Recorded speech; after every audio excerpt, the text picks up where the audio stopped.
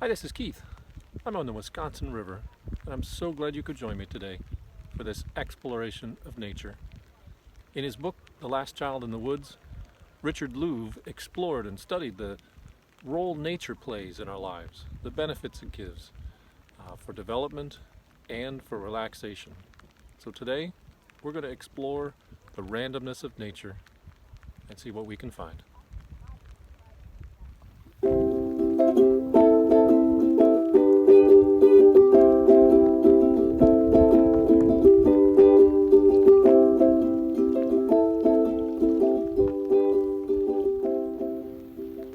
Why do these swifts fly so low along the water? Swallows out, scooping up the bugs.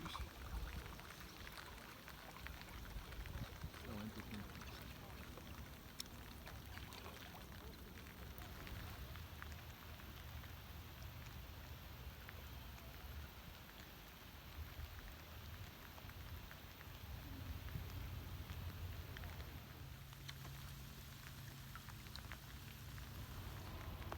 Why do we get these little icebergs of foam forming on the river? It must start by any little churning, creating a bubble.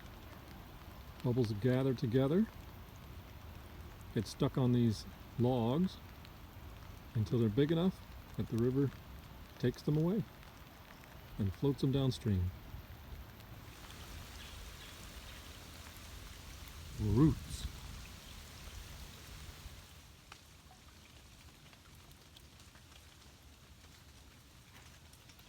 More roots.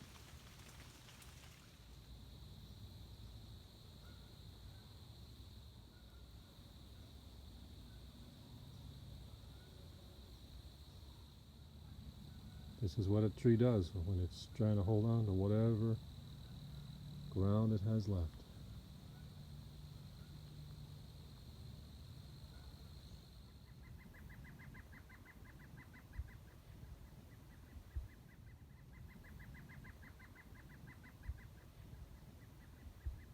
This sandbar has quite a bit of other types of rocks, little gravel. Look at all the different colors. There's a whole lot of rocks getting washed down the Wisconsin River. So the water level can go up and down quite quickly because of rain or opening and closing dams. So I put these sticks out as a scientific experiment to see if the water goes up or down tonight.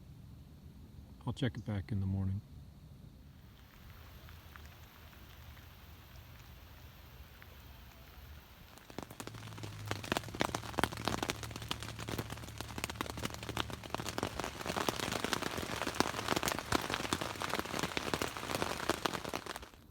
Even after raining all day yesterday, the river level dropped overnight. This stick was on the water line yesterday afternoon. Now it's 2 feet from the water. As you can see, the water line has been way up here. Louv, in his book, said that the random discoveries of nature helped our brains develop and keep them engaged. Why is that island covered in trees and plants, and this sandbar is completely barren?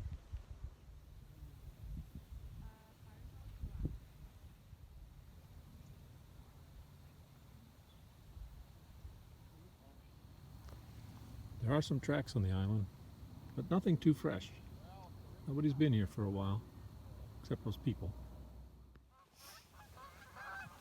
I've been wanting to do like taxidermy, like that to me sounds like, who does taxidermy? Yeah, Isn't that like, guys with little homemade wooden signs on the sides of highways. Those are the Yeah. that they sell their little creations? I imagine. I've And never that's the only seen time I ever those. see a taxidermist is a little homemade sign on the highway.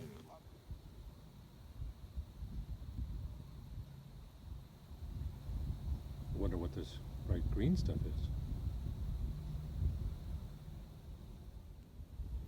Geese must love these sandbars. A lot of geese on this sandbar.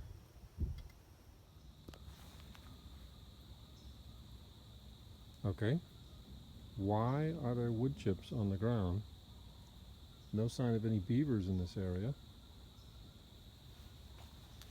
What is this rotten log?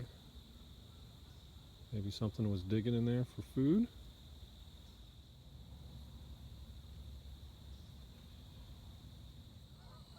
These grasses are laying down. I think something slept here? Or did that rain push them over, coming from this low spot here? This tree is missing some bark at the bottom. You think this was deer? Or did the river come up here and rub it away with this log?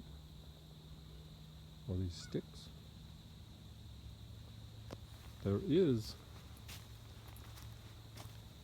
signs of beaver here. Definite teeth marks on that one. And this one.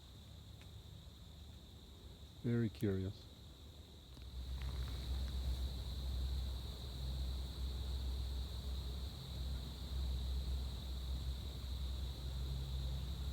Wonder how many creatures are watching me right now. Wondering what I'm doing. While I'm wondering what they're doing.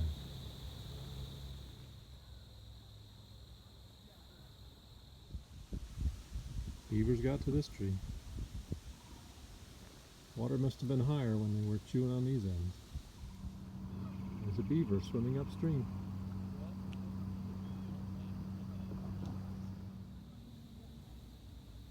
Old deer tracks.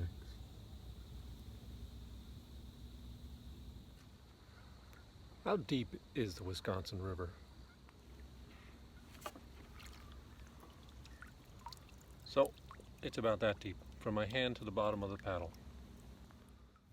What makes these little boils in the river? What about the current and the shape of the bottom causes water to push up every once in a while? Another eagle. So we check the depth here.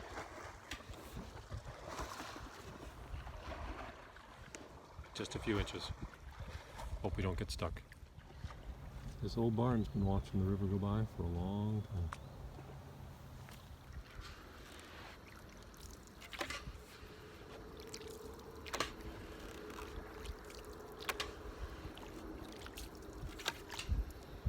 Oops. Gets deeper quick.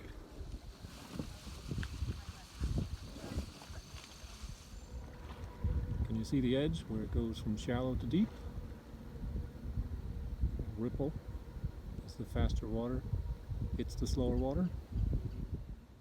Let's check again.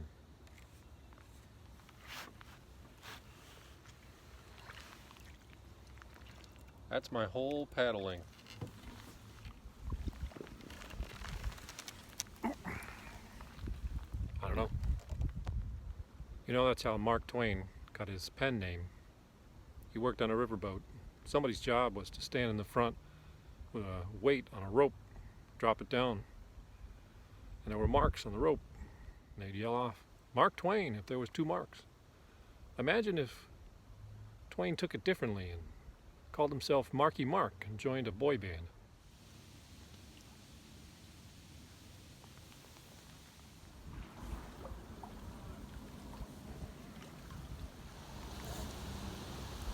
I think the lower rock looks much more fragile than the upper rock. It seems to be disappearing quickly. Wonder if those are lichens up there on the top. A little too far away to see. Who makes these little holes in the rock?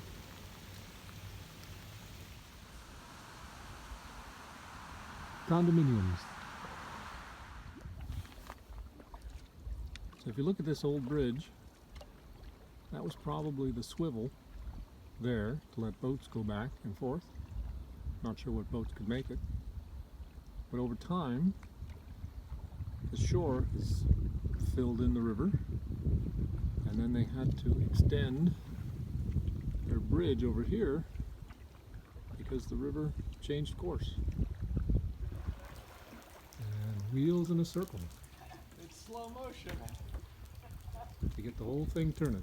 You don't turn on a dime, you turn on. Rollers at one side, moving. It's not like you're trying to pull one over on anybody.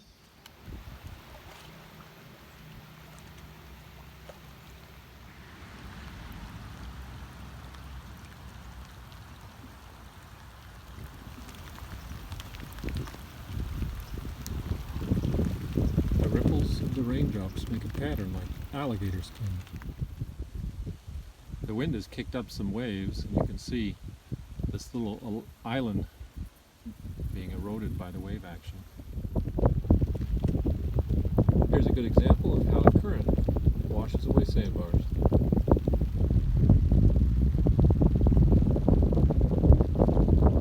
Reminds me of the glaciers. Poop. Wonder who that's from. And you can see how deep the sand is. I don't know if this is the remnant of an island or if the root ball of this tree just started to grow stuff.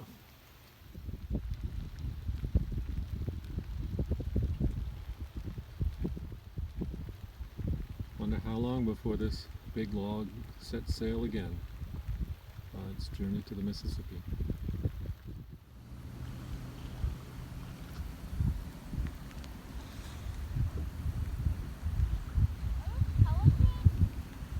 No, that's what I was thinking. They look like pelicans. Here's my rain gauge. For those of you who haven't been able to get out in nature today and experience all those random discoveries and stimulate your brain and get your body going, hope this video has helped. If you've got answers to any of those questions that I posed, please leave them in the comments. I'd love to hear your ideas.